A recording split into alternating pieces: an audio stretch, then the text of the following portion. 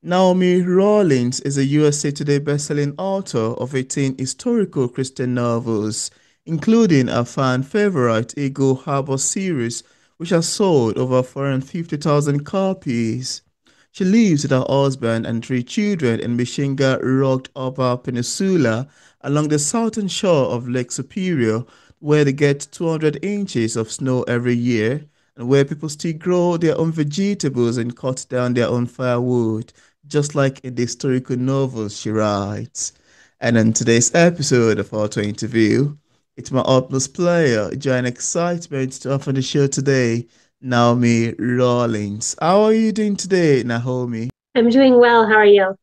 I'm doing very fine too. It's quite a joy. We are here across continent, across the sea to sit down via technology and have a conversation around your body of literature works. I want to say thank you once again for joining me today. You're welcome. I'm happy to be here.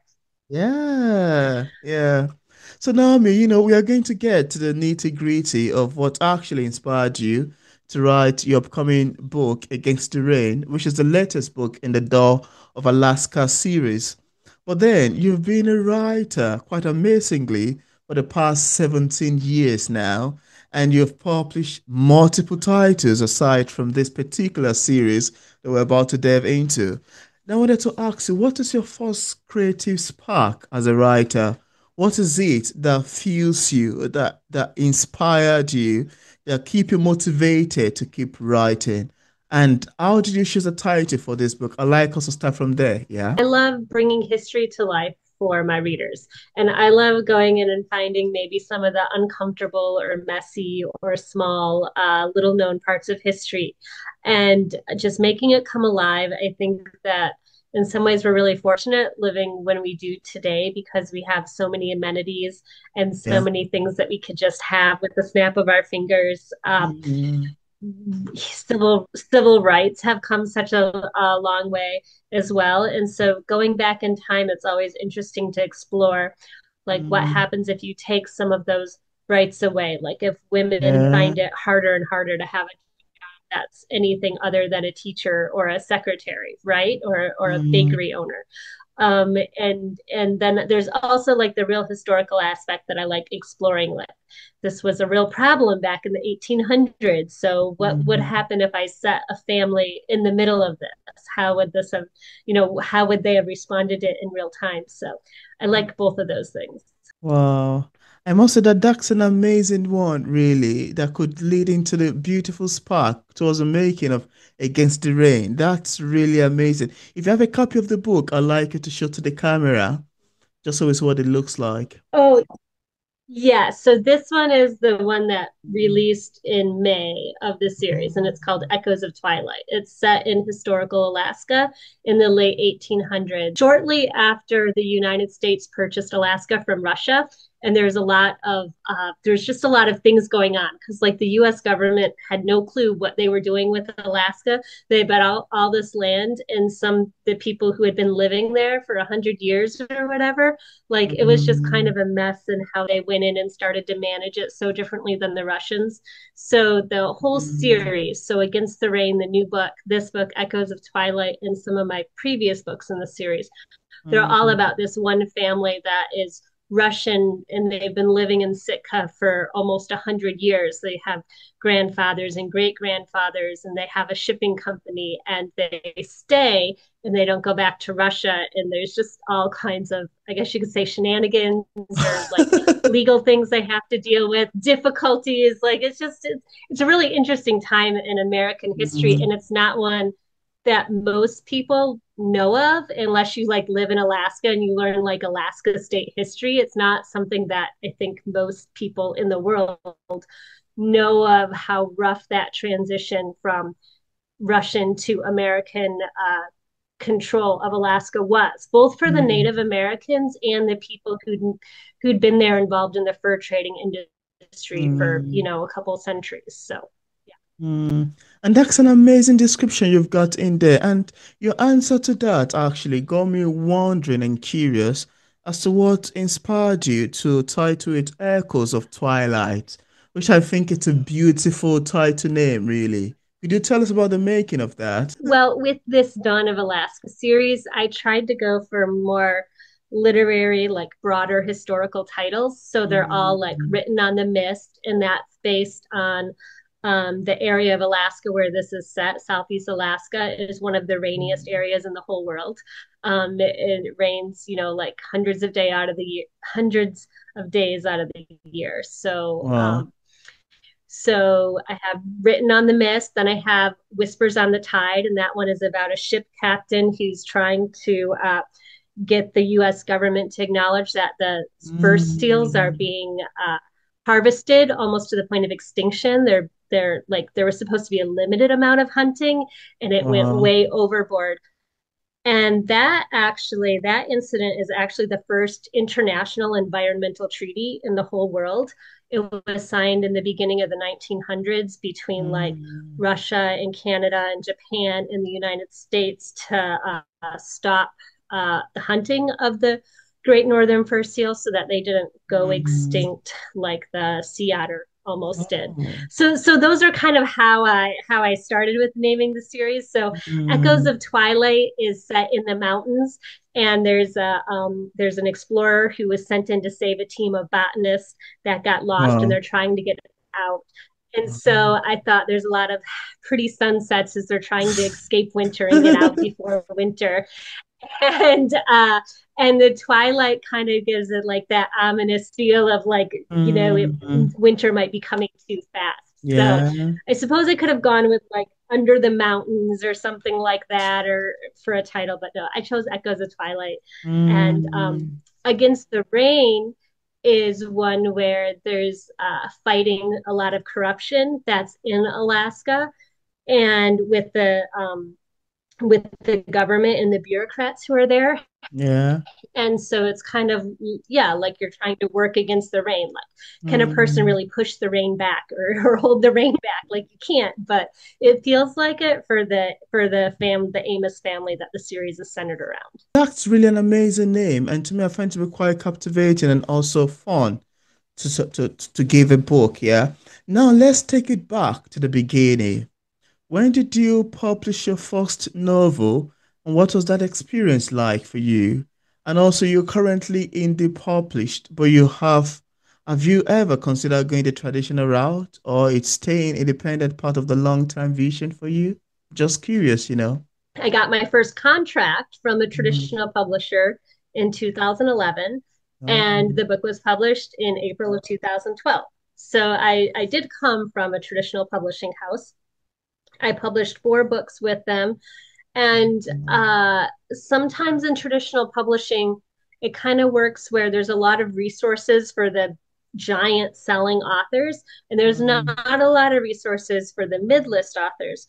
So if you start with a publisher and you just launch out and your first book sells amazing, mm, then the publisher will give you more resources, do more to promote the book, and it's kind of like a good cycle on the upward trend, right? But mm, if you launch into that mid-list no man's land where you make an okay amount of money and the publisher mm, doesn't lose money, but they don't make nearly as much money on your book as what they do on everybody else's books or some of yeah. the other authors' books, then you're kind of in that limbo phase. And so I remember asking my publisher, I'm like, can we do this to promote the book? They're like, oh no, we only let 2 authors a month do that. And we give that to the best selling authors to promote their books. And then it's like, Oh, well, how can I even have a chance of being a best selling author if you mm, won't give me marketing opportunities and whatnot?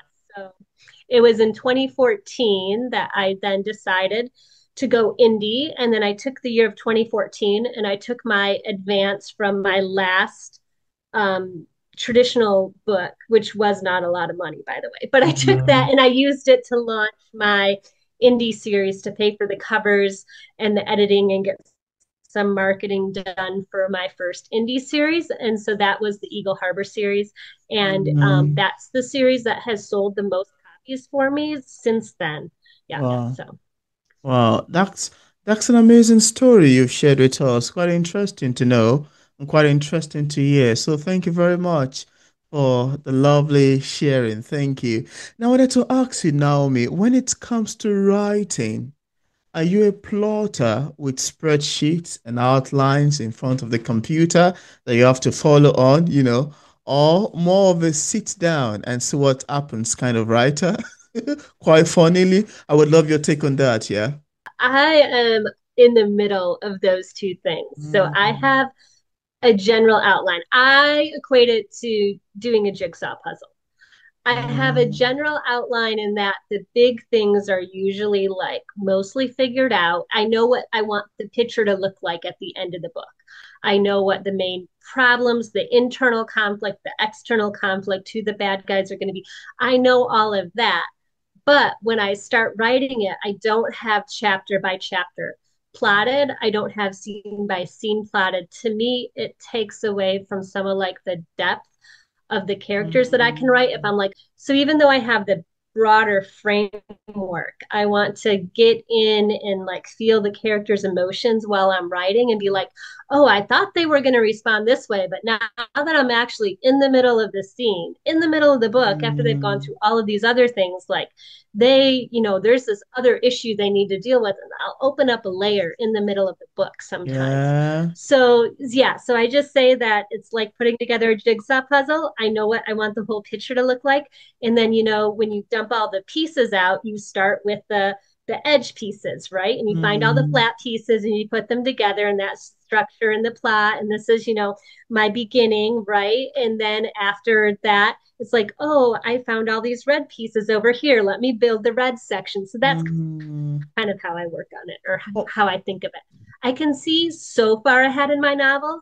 I can see a few mm, chapters ahead and usually have a good idea of what's going to happen in the next few chapters, but I mm. can't see like 10 chapters ahead. And I don't try to either. So at the Oh, end of my book, the the book will have however many chapters it has because I want to wow. tell the story. And it'll be however long it's going to be because I want to tell the story. So I think my longest Mm, book to date is 128,000 words, which is kind wow. of longer. That's a Um, lot. Against the Rain is shaping up to be around 100,000 words. So yeah. Wow. This is amazing, really. That's quite amazing to know. 128,000. That's an amazing work, really. Quite commendable. I love your answers to this question. And I think I've had so many people tell me, well, I think I'm between the two. Yeah, I wouldn't love to think of myself as a planner or as somebody who just pop up. I'm just in between. Like you have a scale of number 1 to 14, and you have 7 as a neutral. I'm just neutral in between. Sometimes I can be a planner, sometimes I can be a plotter. Now, following on your answer to that, I wanted to ask you if, just wanted to know, yeah, if you have any favorite tools or software that help your process, like Scrivener, Word, Plot, or something else entirely, you know? I am so bad at this. I started writing like 17 years ago in Microsoft Uh, Word. And while I have made little forays into using this or using that, I really pretty much just do it all in mm, Microsoft Word. And I will start a document that I call groundwork, and I'll have the theme. I write Christian fiction, so a lot of times there's a theme verse or like a moral theme that I want my mm, characters to learn. Plus, I'll write mm, down like who the main what the main conflict is. These small little character sketches. It's mm, nothing super complete. I don't have like an outline that I tried with that I'd use for every single book because yeah. sometimes I just feel like I know the characters better when I get in there and I start writing Mm, them. oh, wow. There's so much software that's come within the past 17 years. It's incredible. I know people who use Plotter. I know people who use some AI, even AI even if they might not use AI to actually write the book, but they'll use AI to help plot it. I've Mm, dabbled in things here and there, and I either spend more time messing around with the software than what it would take me to just do it all stream of conscious in a document, that I can refer back mm, to, or I feel like it takes like the imaginative work and the creativity, like it strips it from me. And I mm, really like to write deep characters in complicated plots. And so I just find it best to get in there and like get my hands dirty, kind of Mm, like maybe mixing cookie dough, or if you're ever baking something or like kneading bread dough, or sometimes there's dough that you like, it just won't mix right with the mixer, and you just gotta like go mm, in. I don't remember what I was making. I was making something the other day, and it just wasn't working. And I finally just like, I'm like, okay, I'm gonna go in and start mushing it around with my hands, and it wow, mixed up perfectly, and it was great. That's kind of wow. how a lot of stuff with my books are. I just have to get in there and get my Mm, hands dirty and mess around and pull on this and scoop out that. And then in the end, you have a beautiful pan of brownies or whatever. Beautiful book. absolutely. And that's one of the aspects of writing that I love wholeheartedly. The making of the book, the process of writing, of adding this, of removing this, of analyzing, of checking to say, oh, okay, I think something else would be good if I add this, if I slap it over there, if I remove this. It's a beautiful process. One of the reasons why I really think that writers need to be praised more for their work because it's a lot of work that goes into the making of a book. Yeah, it's a lot that goes into the making of a Yeah, book. it does. Writing is not easy, even though we find it to be quite fun. It's not entirely fun. Yeah. There's times when it feels like a job and it's Honestly. and nobody always loves to go to work. And then there's times when it's wonderful and it's the greatest thing ever. So, yeah. Very true. I love your take on that. Quite amazingly. Thank you.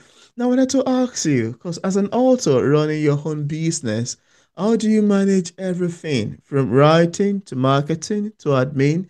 Do you have help, like, say, a virtual assistant, literary assistant, or a supportive spouse?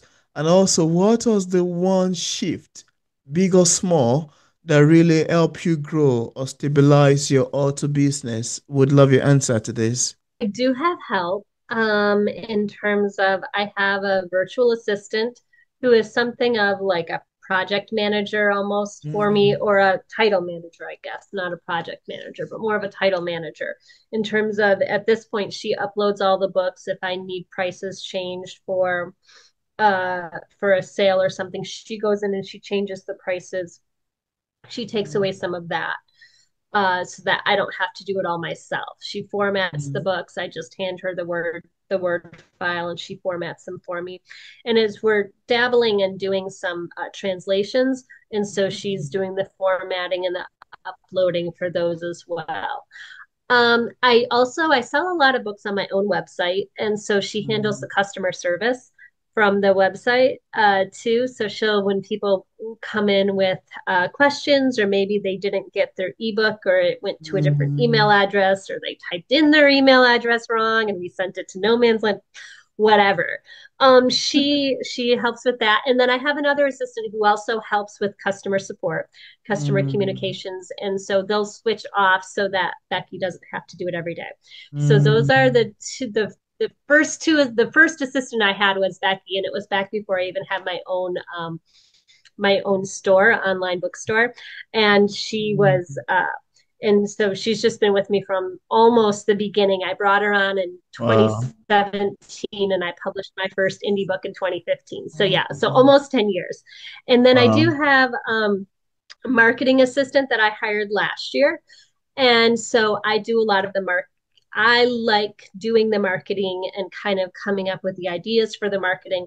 But Mm, just like with books, you have like upload this and add yeah. these words and that kind of stuff. My marketing assistant will upload a lot of the ads. She'll put together Mm, video ads. She might edit them and put those together. So she's my mm, newest hire. And then I do have to say that my family helps because my husband does not help in the business, but he loves to cook and he's a very good cook. And it's very, very wonderful when I can keep writing and I don't have to stop what I'm doing to cook.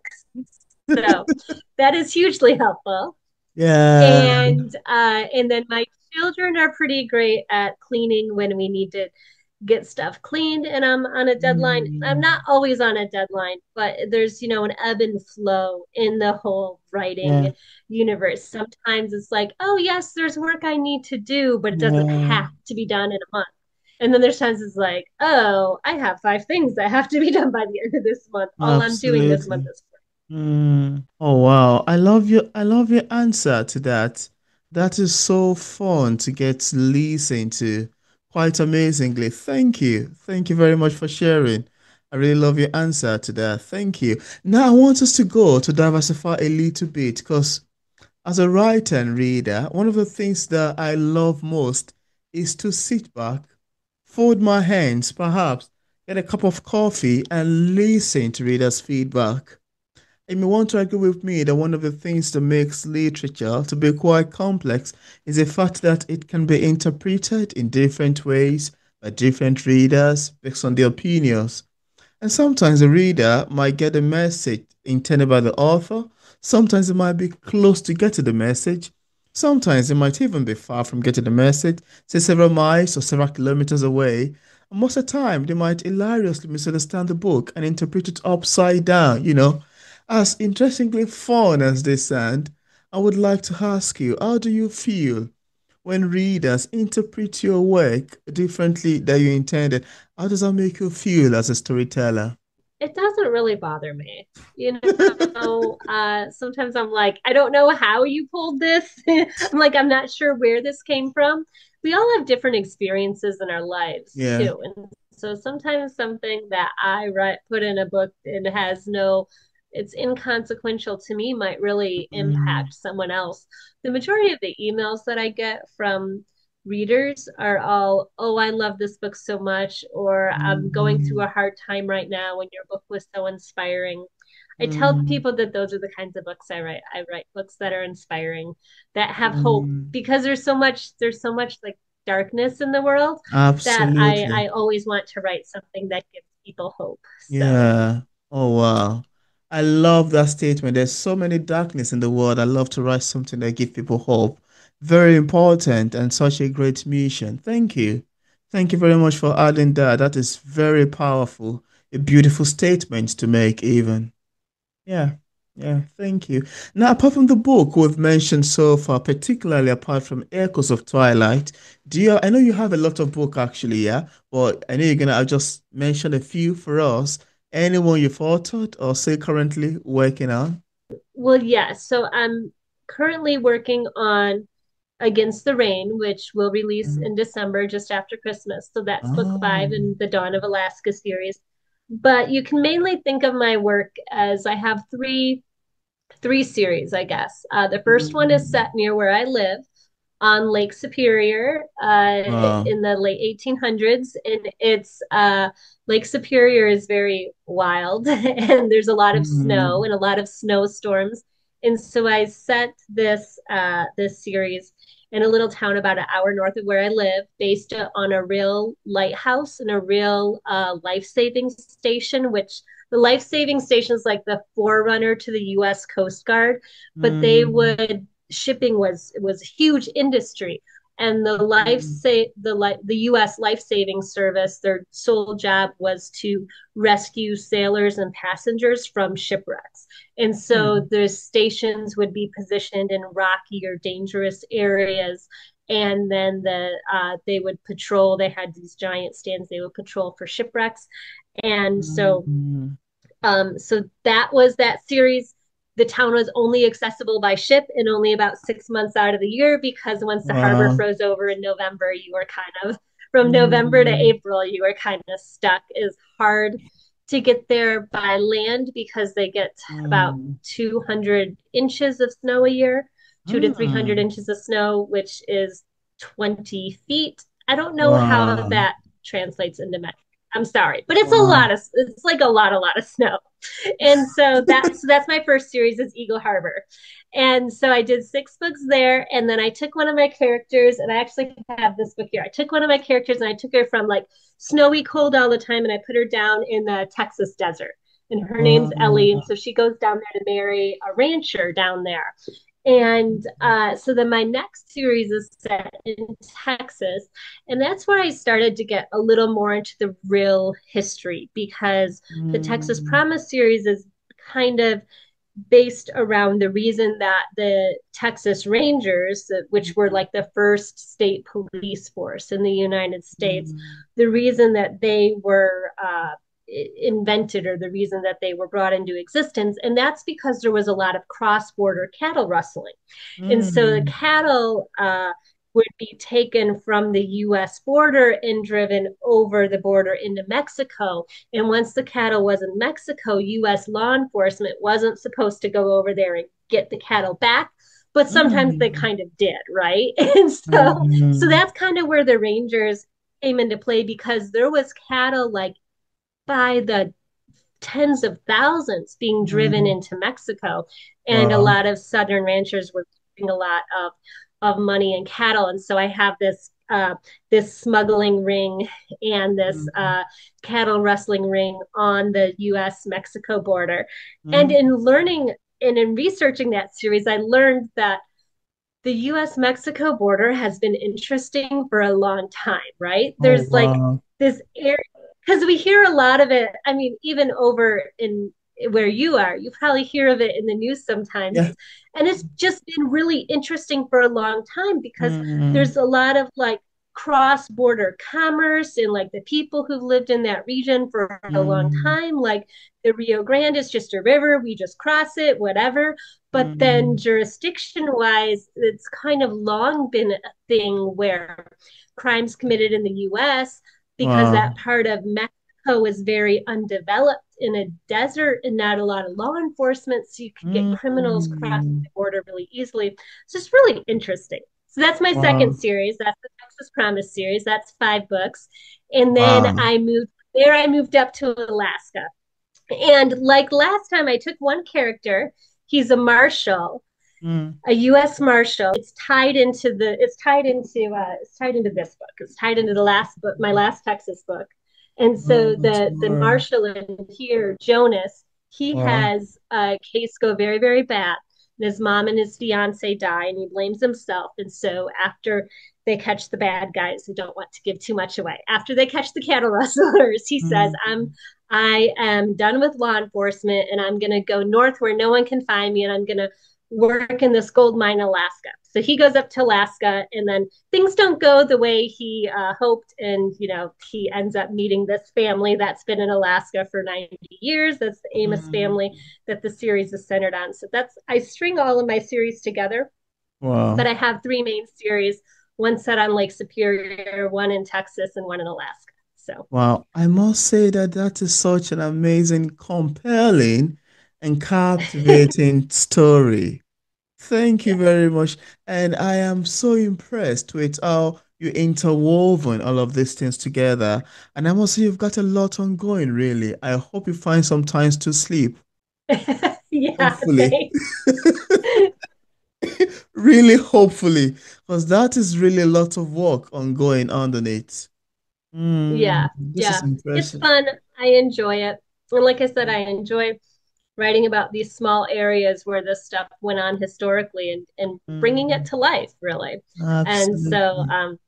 have to be kind of creative with how I like attached my series together. Mm, But at this point, my readers are kind of used to me writing on these remote, wild locations, these more remote mm. locations where, communication, transportation, whatever, would just be a little Wow. more difficult.